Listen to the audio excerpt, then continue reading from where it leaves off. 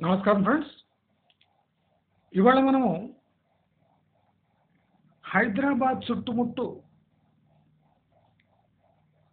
వేలాది లేఅవుట్లు, లక్షల ప్లాట్లు ఎందుకు బీడుగా పడి ఉన్నాయి?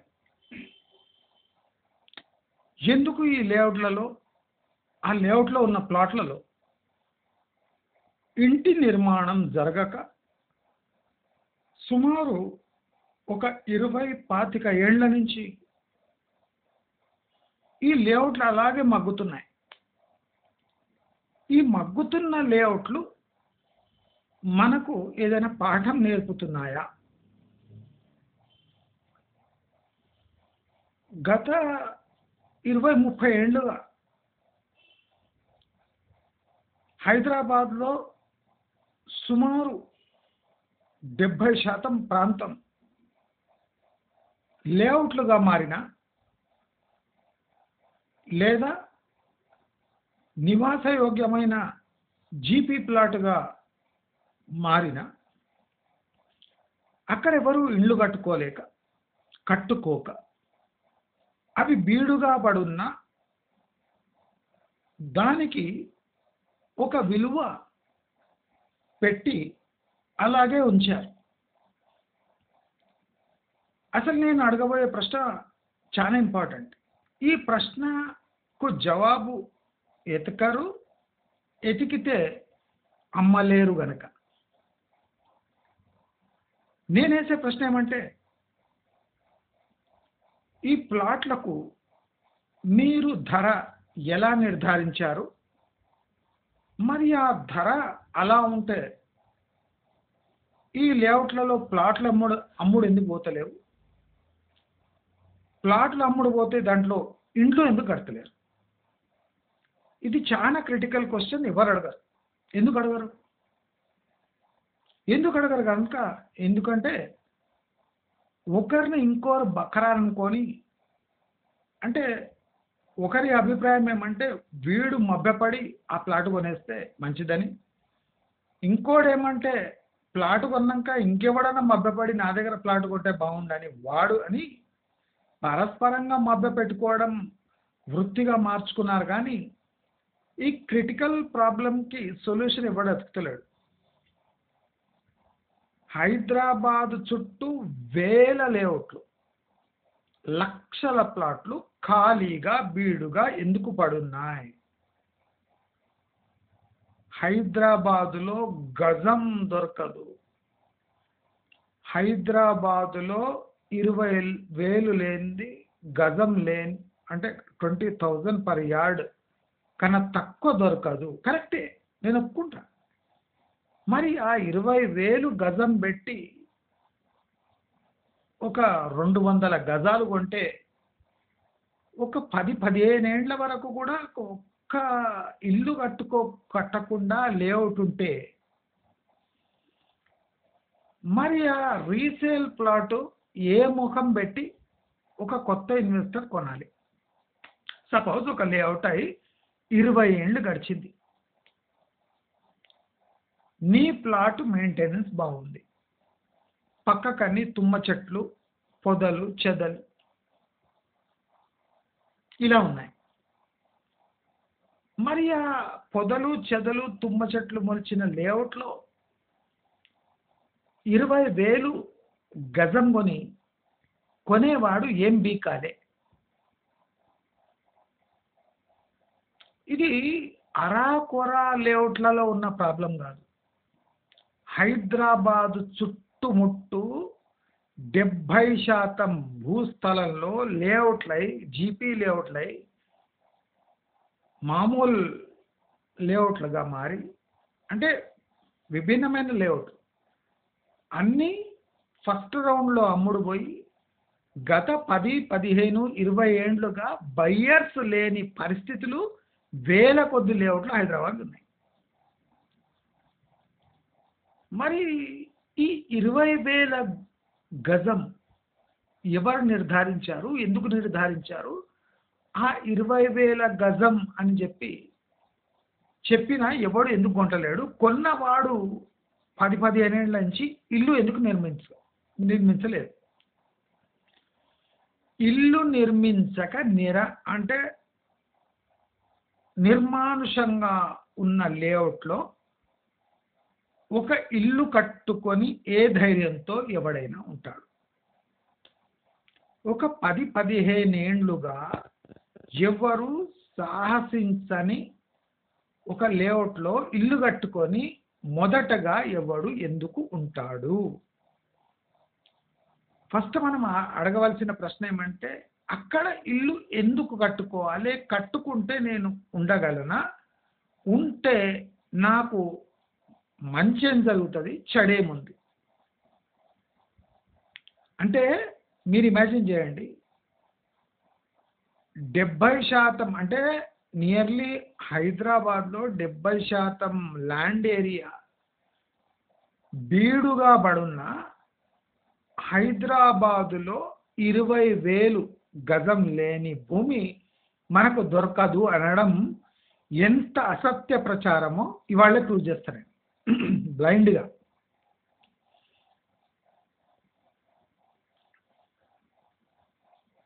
ఒక 40 లక్షలు 30 లక్షలు పెట్టి ప్లాట్ కొంటే ఒక 10 ఏండ్లని లేదా 5 ఏండ్లు అది అలాగే ఉంటాయి. బ్యాంకు వడ్డీ వేసుకున్నా నీకు 20 లక్షలు రావాలి అంటే అది 60-70 లక్షలకు పోవాలి. పోతుందా?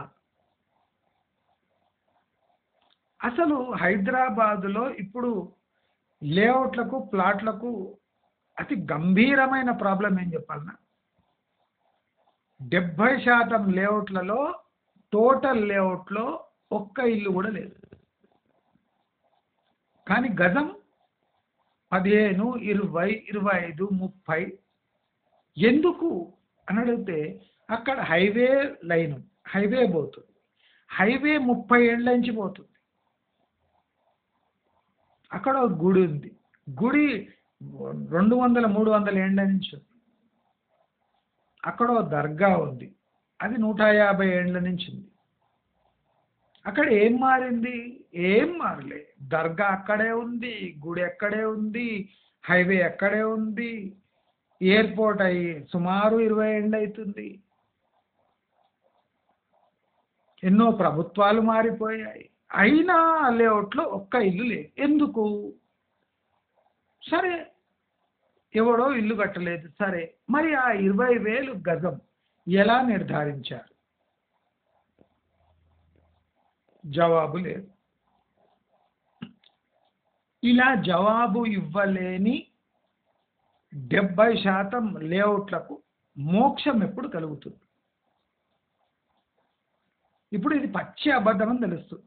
అంటే ఫస్ట్ రౌండ్లో ఏం అమ్మారో అది బాగా హైప్ చేసి అమ్మేశారు. తర్వాత కొన్నాడో వాడికి ఇల్లు కట్టే ధైర్యం లేదు, రీసేల్ అయితలేదు. కానీ గజం 20,000. అంటే తేడా ఎక్కడ వస్తుందంటే ఈ రేటు నిర్ధారణలో పెద్ద తేడా ఉంది. అంటే పులిని చూసి నక్క వాత పెట్టుకోవడం వల్ల లేఅవుట్ మొత్తం రీసేల్ కాకుండా పడుంది. శంషాబాద్లో 20,000 అన్నాడు అనుకోండి. శంషాబాదులో ఎందుకు ఉండాలి? అక్కడి నుంచి నా వర్క్ ప్లేస్ ఎక్కడుంది, అక్కడ స్కూల్ ఎక్కడున్నాయి, అక్కడ కాస్ట్ ఆఫ్ లివింగ్ ఏముంది, అక్కడ నా ఇన్కమ్కి లైఫ్ స్టైల్కి ఏమైనా పొంతన ఉందా? పొంతన లేకపోతే నేను 20-30 వేలు గజం పెట్టి శంషాబాద్లో కొంటే నాకేం లాభం? జవాబు లేదు. ఏ టాప్ బిల్డర్నైనా నేను ఓపెన్గా ఛాలెంజ్ చేస్తున్నాను. ఇది నా ఛాలెంజ్. ఏ టాప్ బిల్డర్ తీసుకొచ్చి వాడిని ఒప్పిస్తా. ఇంకా నా దగ్గర క్వశ్చన్స్ ఉన్నాయి, అది చేస్తలేను నేను. మూత్రం పోపిస్తావాడు అక్కడనే ప్యాంట్లో మూత్రం పోసుకోవాలి. ఎవడైనా సరే మై హోమ్ రామేశ్వరరావు కూడా ఇదే ప్రశ్న ఇస్తాను. నువ్వు పోటుగానివి కదా, నా ప్రశ్నకు జవాబు చెప్పు. గత 10-15 ఏండ్లుగా ఒక లేఅవుట్లో ఒక ఇల్లు కూడా కట్టలేదు. ఎందుకు కట్టలేదు? చాతగాక కాదు. Because it is not livable. Why it is not livable అంటే ఉండడానికి ఎందుకు యోగ్యత లేదు? అక్కడ చుట్టుముట్టు ఏం డెవలప్మెంట్ లేదు. డెవలప్మెంట్ అంటే డెవలప్మెంట్ అంటే ఇండ్లు, ఇండ్లతో పాటు వచ్చే కమర్షియల్ ప్రాపర్టీస్ లైక్ షటర్స్, కిరాణా షాప్స్, షాపింగ్ మాల్స్, లేదా అట్లీస్ట్ కిరాణా కొట్లు. ఒక 20 కిలోమీటర్లు, 10 కిలోమీటర్లు పోయినా మీ లేఅవుట్ నుంచి ఒక్క కిరాణా కొట్టు కనిపించదు, ఒక పెట్రోల్ బంక్ కనిపించదు. అంటే దానికి నేను 10, 15, 20,000 పెట్టి ఎందుకు కొనాలి? ఓఆర్ఆర్ మీదే తీసుకుందాం. ఇప్పుడు నాగోల్ టు మన ఓఆర్ఆర్ ఎగ్జిట్కి పోతే మధ్యలో ఒక 12, 13 కిలోమీటర్ల వరకు మీకు అరాకొరా ఇండ్లు తప్ప మీకు ఏ డెవలప్మెంట్ కనిపించదు. మీరు ఓఆర్ఆర్ టచ్ అయినా ఓఆర్ఆర్ మీద ఏ రకమైన డెవలప్మెంట్ లేదు. కానీ గజం 20,000. ఎందుకు 20,000 అంటే ఏం లెక్క? 100 గజాలు కొన్నా 20 లక్షలే. 20 లక్షలు ఎందుకు పెట్టాలి? 20 లక్షలు మజాక్ అయిపోయింది. 20 లక్షలు అంటే 20 లక్షలు పెట్టి ఏం చేయాలి? ఇల్లు కట్టలేము, ఎవడు ఉండడు కనుక. రీసేల్ చేయలేము, ఎందుకంటే హైలీ వాల్యూడ్ కనుక. ఎన్ని ఏండ్లు అయింది? ఒక 10 ఏండ్లు అయింది లేఅవుట్ అయ్యి, 15 ఏండ్లు అయింది. శంషాబాద్ దిక్కు అయితే 20 ఏండ్ల లేఅవుట్లు ఉన్నాయి. మన నల్గొండలో అయితే 25, 30 ఏండ్ల లేఅవుట్లు కూడా ఉన్నాయి. మరి 20, 30, 15 ఏండ్ల లేఅవుట్లలో ఒక్కడు ఇల్లు కట్టుకోకపోతే నేను ఏ ముఖం పెట్టి ఏ లెక్కతోని ఆ 10,000, 15,000, 20,000 గజం పే చేయాలి? జవాబు లేదు. నేను అక్కడ ప్లాట్ కొని ఇల్లు కట్టుకోకపోతే తక్షణమే ప్రతి ఏటా నాకు అయ్యే నష్టం ఎంత?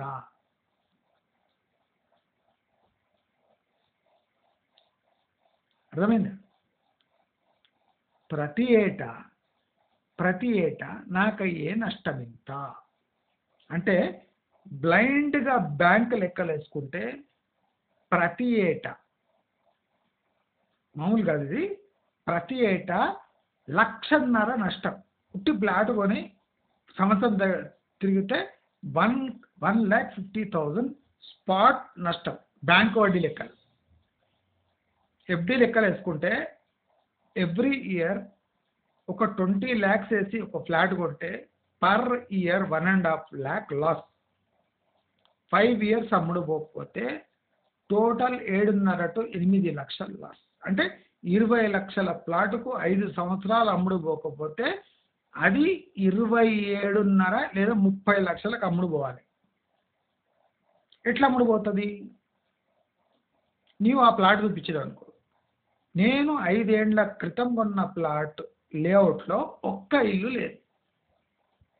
ఆ ఇల్లు లేని నిర్మానుషమైన ప్రాంతంలో, ఒక ట్యూబ్ లైట్ కూడా వెలుగని ప్రాంతంలో నేను మళ్ళీ 30 లక్షలు వేసి నీ ప్లాట్ నేను ఎందుకు కొనాలి అని ఒకడు ప్రశ్న వేసిండు అనుకో.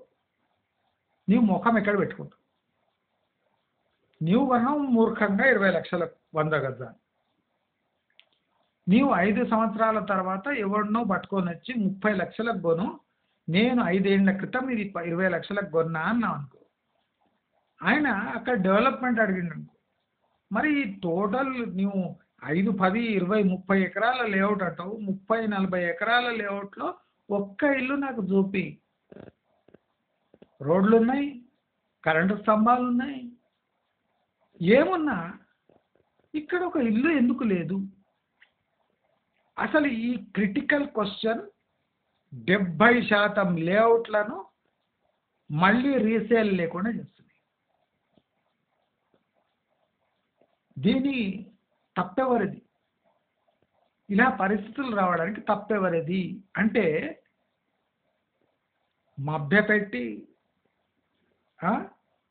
అంటే లేనిది ఉన్నట్టు, ఉన్నది లేనట్టు చూపించి ప్లాట్లు అమ్మే సంస్కృతి దశాబ్దాలుగా కొనసాగితే ఇలాంటి టైంలో కూడా, అంటే విపరీతమైన పెరుగుతున్న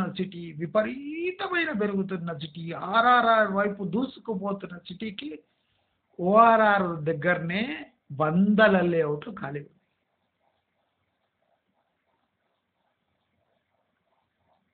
ఆర్ఆర్ఆర్ లెక్క వేసుకుంటే అది లెక్క వేసుకోకున్నా వేల కొద్ది లేఅవుట్లు, లక్షల కొద్ది ప్లాట్లు బీడుగా పడింది. ఆ ప్లాట్లలో పెరిగిన తుమ్మ చెట్లు 10 ఏళ్ల తుమ్మ చెట్లు అయినాయి. అంటే దాని దిక్కు కూడా చూసేటోడు లేడు. కానీ గజం 20,000. అంటే ఈ ధరలో నిజాయితీ లేదు. అది నేను చెప్తున్నా కాదు, ప్లాట్లు అరుస్తున్నాయి గట్టి గట్టి. ఒరే సన్నాసులారా, నాకు 20 లక్షలు పెట్టి నువ్వు 10 ఏళ్ల క్రితం కొంటే నువ్వు అట్లీస్ట్ బ్యాంకు వడ్డీ వేసుకొని నాకు అమ్మడానికి ట్రై చేసినా ఎవడు కొనేటోడు లేడు. ఎందుకంటే నువ్వు ఇనీషియల్గా కొన్న ప్రైస్ దానికి తగ్గట్టు ఈ ఏరియా డెవలప్ కాదు, కాబోదు.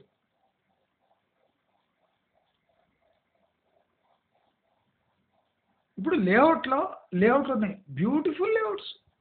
బ్లాక్ టాప్ రోడ్ చూపిస్తుంటారు కదా, బ్లాక్ టాప్ రోడ్ అన్నీ ఇవి ఉన్నాయి, అన్ని ఫెసిలిటీస్ ఉన్నాయి, డిటీసీపీ రెరా అప్రూవ్డ్. దాంట్లో రీసేల్ అయిన ప్లాట్లు అన్నీ చాలా తక్కువ ఉంటాయి. దాంట్లో ఇండ్లు కట్టుకున్న వాళ్ళు ఎవరు? ఇప్పుడు ఒక 60 ఎకరాలలో ఒక లేఅవుట్ ఉంటుంది, డిటీసీ లేదా గ్రామ పంచాయతీ లేఅవుట్ ఉంటుంది. దాంట్లో ఎవడు ఇల్లే కట్టుకోలే. కానీ నార్త్ ఈస్ట్ పెట్టు, ఈస్ట్ వెస్ట్ పెట్టు, కార్నర్ ప్లాట్కో రేటు, 10-15 ఏళ్ల నుంచి అమ్ముడు పోని రీసేల్ కానీ లేఅవుట్లో కార్నర్ బిట్ కోరేటు, వాస్తు ప్రకారం ఉన్న బిట్ల కోరేటు, 40 ఫీట్ల రోడ్డు మెయిన్ రోడ్డుకున్న ప్లాట్ కోరేటు, 30 ఫీట్ రోడ్ ఉన్న ప్లాట్లకు ఓరేటు.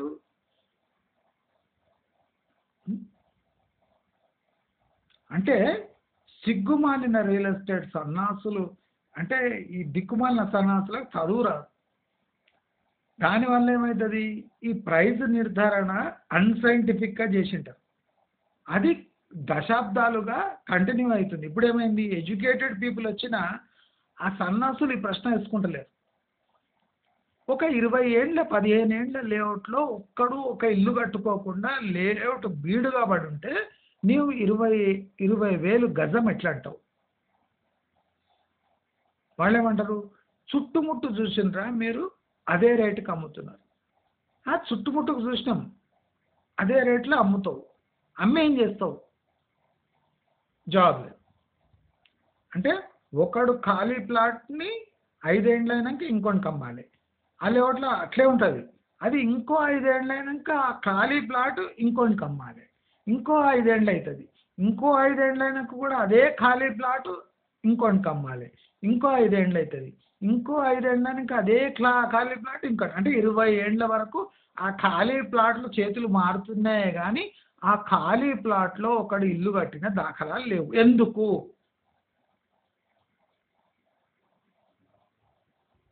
दूध का दूध पानी का पानी, పాలకు పాలు నీళ్లకు నీళ్లు.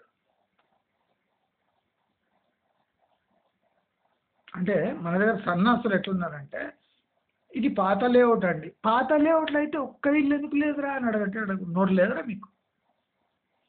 ఇది పాత లేఅవుటే, 60 ఎకరాల లేఅవుట్, 100 ఎకరాల లేఅవుట్ కరెక్టే. మరి ఒక్కడే ఇల్లు కట్టొద్దా? ఎందుకు కట్టలేదు? అంటే నివాస యోగ్యంగా లేదు ఆ ప్లేస్ అని తెలిసిపోతుంది. అక్కడ ఏం దొరకవు అని తెలిసిపోతుంది. ఒకడు లేకుంటే ఇంకోడు రాడు అని తెలిసిపోతుంది. అంటే ఓవరాల్ ఆ ఏరియాకు డిమాండ్ లేదు అని తెలిసిపోతుంది. కానీ 20,000 గజం.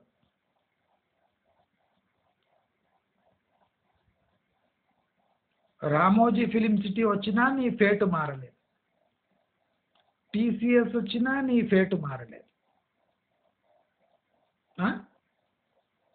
ఫార్మాసిటీ వచ్చినా నీ ఫేటు మారలేదు,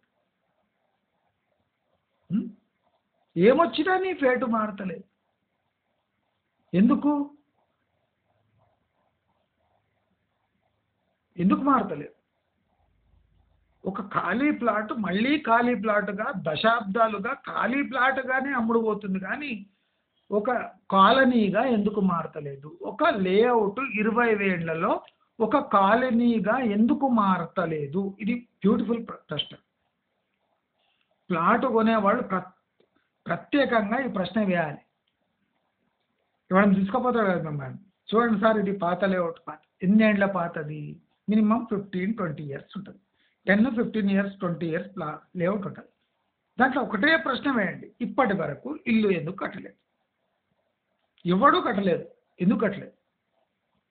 మీరు దీనికి ఇంత దూరము, దీనికి 2 కిలోమీటర్లు, దీనికి కిలోమీటర్ హైవే 500 మీటర్లు అంటారు కదా. మరి ఇన్ని ఉండి ఇక్కడ ఒక దర్గా ఉంది, దాంట్లో నమాజ్ చేసుకోవచ్చు మీరు హిందూ అయినా. ఇక్కడ ఒక టెంపుల్ ఉంది, మీరు తుర్కాయిన అయినా పోయి అక్కడ ప్రార్థనలు చేసుకోవచ్చు. అక్కడ ఒక చర్చ్ ఉంది, ఫేమస్ చర్చ్ ఇది. అంటే ఈ చర్చిలకు, టెంపుల్లకు, మస్జిద్లకు, నీ లేఅవుట్కు, నీ జీవన విధానానికి, నీ అభ్యున్నతికి, నీ ఎంప్లాయ్మెంట్కి ఏ సంబంధం లేదు కదరా సన్నాసి.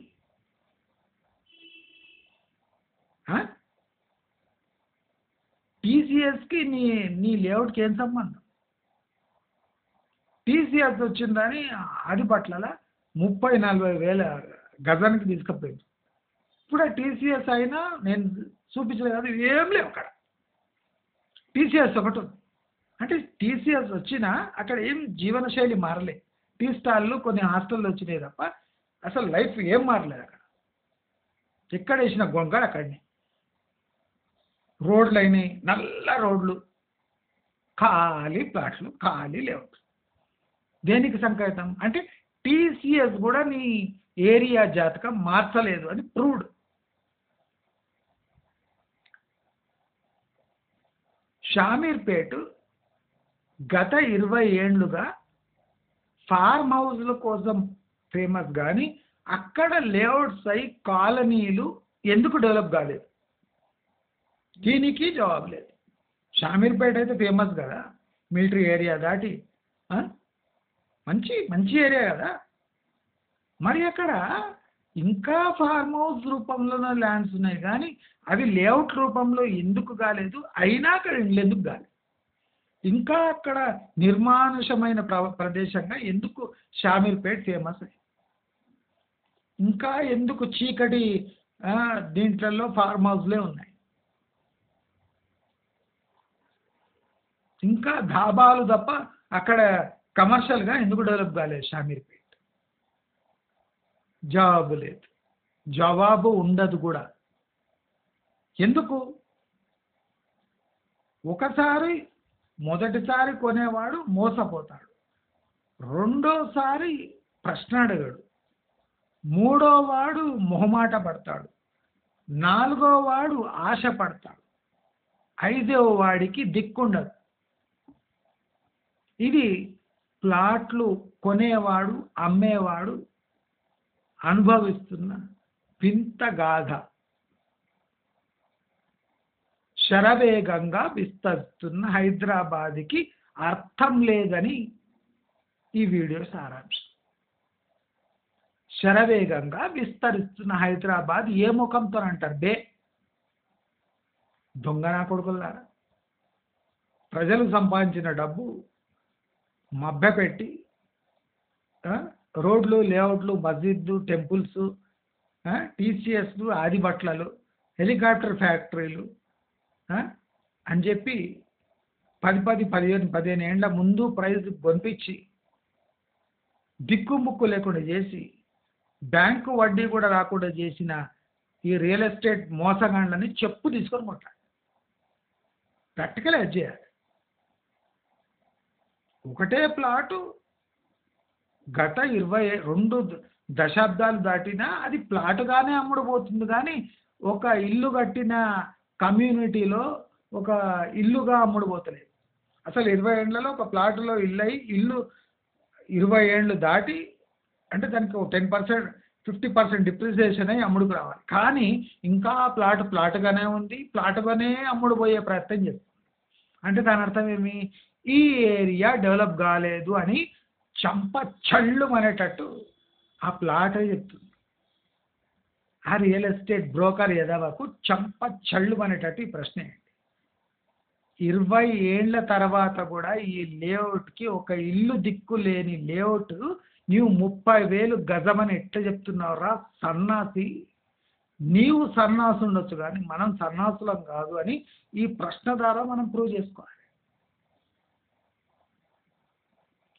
గజం లెక్కల నేను కొంటే ఇక్కడ ఇల్లు కట్టుకోవడానికి,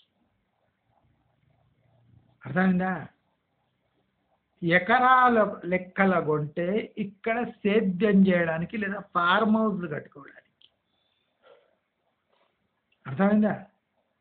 ఎకరాలు ఉండే స్థలంలో మీరు గజాలుగా మార్చి ఆ గజాలను మమ్మల్ని అంటించి వ్యవసాయ భూమిలో మేము 2 దశాబ్దాలైనా ఇల్లు కట్టుకోలేని ప్లాటును నీవు దానికి 2 ప్రైస్ జోడించి జనాలను అంటగట్టడానికి చూస్తున్నాం. అంటే రియల్ ఎస్టేట్ లాంటి అంటే వెధవలు, సన్నాసులు, క్రూరులు, నీచులు, నికృష్టులు మనకెక్కడ కనిపించారని స్పష్టంగా తెలుసు. 2 దశాబ్దాలు అంటే ఒక చిన్న పిల్లవాడు డిగ్రీ పాస్ అయ్యే స్టేజ్కి వస్తాడు. అంటే వాడు పుట్టి డిగ్రీ పాస్ అయ్యే వరకు కూడా ఆ ప్లాటుగానే మిగిలి దానికి రీసేల్ వాల్యూ నిర్ధారణ కాకుండా అయినా అమ్ముడు పోకుండా అది బీడుగా ఉంటుంది. అంటే సంతలో గర్భసంచి లేని బర్రెలతో సమానం. ఇప్పుడు సంతలో పోతుంటే బర్రెలు నిగనిగలాడుతుంటాయి, నల్లగా లాగుంటుంది. అంటే చెక్ చేయడానికి రాకపోతే వెటర్నరీ డాక్టర్ చేసి చూడకుంటే ఏం తెలియదు. అది గర్భసంచి సరిగ్గా లేని బర్రె అని మనం గుర్తుపట్టలేము. అంత నున్నగా నల్లగా నిగనిగలాడుతుంటుంది, కానీ అది కనలేదు. దాన్ని ఎంత తిండి పెట్టినా ఎంత నల్లగా మార్చి నున్నగా చేసినా అది కనలేని బర్రె. అంటే పాలు ఇవ్వడానికి అనర్హులైన బర్రె. ఆ బర్రె ఎంత వెయిట్ పెరిగినా, ఎంత నున్నగున్నా, ఎంత నల్లగున్నా దానికి రూపాయి పెట్టడం వేస్ట్. అంటే ఆ బర్రె మాంసానికి తప్ప కనడానికి పాలకు పనికిరాదు అని ఒక బర్రె చెప్పినప్పుడు ఇదే ప్రశ్న లేఅవుట్కేస్తే తప్పేమి? అంటే సంతలో బర్రె కన్నా హీనంగా కొంటున్నాం మనం ప్లాట్లు. ఇప్పుడు సంతలో బర్రె కొనేది ఉంటే ఇంకా చేసి చూస్తారు, గర్భసంచి సరిగ్గా ఉందా, పాలు మొదటి ఈనిందా, ఫస్ట్ ఈనిందా, రెండో ఇయర్ ఈనిందా, మొదట ఎన్ని దూడలు పుట్టినాయి, ఆ దూడలు ఉన్నాయా పోయినాయా, ఆ పాలలో ఫ్యాట్ లెవెల్స్ ఏమున్నాయి, అన్నీ చెక్ చేసుకొని 2 సార్లు పిండి ఆ బర్రెను కొంటారు. అంటే ఒక బర్రెకిచ్చే అంటే స్క్రూటినీ కూడా మనం ఒక ప్లాట్ కొనేటప్పుడు, ఇప్పుడు బర్రె 50,000 30,000 వస్తుంది, నీవు ఒక ప్లాట్ 20 లక్షలు పెట్టి కొంటున్నావు అంటే నీవు బర్రె కన్నా హీనంగా ఒక ప్లాట్ కొంటున్నావు. ఎందుకు కొంటున్నావు అంటే నీకు ఒక బర్రె కొనే మెదడున్న ఫార్మర్ కొన్న మెదడు కూడా నీకు లేదు అని అర్థం. ఒక 10 ఏండ్లు ఒక 5 ఏండ్లు ఈతకు గురైన బర్రె వాల్యూ తగ్గుతుంటుంది. అంటే అదొక 5-6 సార్లు ఈనింటుంది, లేదా 5-6-7 సార్లు ఈనింటుంది. ఇంకా 7-8 సార్లు ఈనాక దాని పాలు ఇచ్చే సామర్థ్యం తగ్గిపోతుంది. కనే సామర్థ్యం తగ్గిపోతే అప్పుడు ఆ 30-40-50 ఉన్న బర్రె కాస్త 7,000 6,000 అంటే మాంసం రేటుకు వలుస్తుంది, కానీ దాని పాల సామర్థ్యము, దాని దూడలు కానీ పుట్టించే సామర్థ్యం ఉండదు. అంటే ప్లాట్ రేటు కూడా నీ 20 లక్షల నుంచి అది 5 లక్షలకు మారాలి. ఎందుకంటే ఇక్కడ ఏమి ఇండ్లే లేవురా, అది గర్భసంచి లేని బర్రెతో సమానం రా సన్నాసి. అది 6 విడతలుగా ఈనిన లేదా 7-8 విడతలుగా ఈనిన బర్రెతో సమానం రా సన్నాసి. బర్రెకైనా ఒక ప్రైజ్ నిర్ధారించవచ్చు, కానీ ఒక ప్లాటుకు నిర్ధారించలేని దౌర్భాగ్య స్థితిలో ఉన్న రియల్ ఎస్టేట్కి నా దండ. ఆ కొనేవాడికి బుర్ర లేదు, ఆ అమ్మేవాడికి సిగ్గు లేదు. ఎకరాలకు అమ్ముడు పోవలసిన స్థలాన్ని గజాలుగా మార్చి 2 రోడ్లు 2 పోల్లేసి 2 దశాబ్దాలుగా అమ్ముడు పోక సఫర్ అవుతున్న లక్షలాది లక్షలకు లక్షల ఇన్వెస్టర్స్కి నా శ్రద్ధాంజలి. నీ ప్లాటు ఎందుకు రీసేల్ అవుతలేదు అంటే అది నివాస యోగ్యమైన లేఅవుట్లో 2 దశాబ్దాల తర్వాత కూడా అది అలాగే పడి ఉంది అంటే అది ఇంకా అంటే ఫ్యూచర్లో ఆ ఆ ప్లేస్కు ఆ ప్లేస్కు వాల్యూ వచ్చినా రాకున్నా ఒకటే. 2 దశాబ్దాల తర్వాత నీవు కొన్న రేటుకు డబల్ రేట్ వస్తలేదు అంటే నీ ప్లాటు ఒక కిసాన్ వికాస్ పత్ర యొక్క వాల్యూ ఎంత ఉంటుందో అంత కూడా పెరగలేదురా సన్నాసి అని ప్లాటుకు నోరు లేదు కనుక సరిపోయింది. లేకపోతే ప్లాటు లేచి నిన్నొక్క చెంప మీద ఇస్తుంది. ఇది రియల్ ఎస్టేట్ ఒరిజినల్ ముఖ చిత్రం. ఇప్పుడు డెవలప్ అయిపోయింది. 40,000 గజం తక్కువ దొరుకుతుంది. ఎందుకు ఇవ్వాలి 40,000 గజం? పోనీ అక్కడ ఆ లేఅవుట్లో ఒక ఇల్లు కడతాం అనుకోండి, ధైర్యం చేసి డబుల్ బెడ్రూమ్ ఇల్లు కడతాం ఇండిపెండెంట్. అక్కడ ఎవరు వస్తాడు, ఎవడు కిరాయికి తీసుకుంటాడు? అంటే ప్లాటే బొక్క అంటే ఇల్లు ఇంకో పెద్ద బొక్క. పోనీ ఇల్లు తీసుకొని కిరాయికి ఎవరికి ఇస్తే వాడు 3,000 2,000 తీసుకుంటాడు. అంటే నువ్వు ఇల్లు కట్టడానికి 15-20 లక్షలు, ప్లాట్ కొనేది ఒక 20 లక్షలు, అంటే 35 లక్షలు పెడితే నీకు వచ్చే రెంట్ 3,000. అదే ఎక్కువ.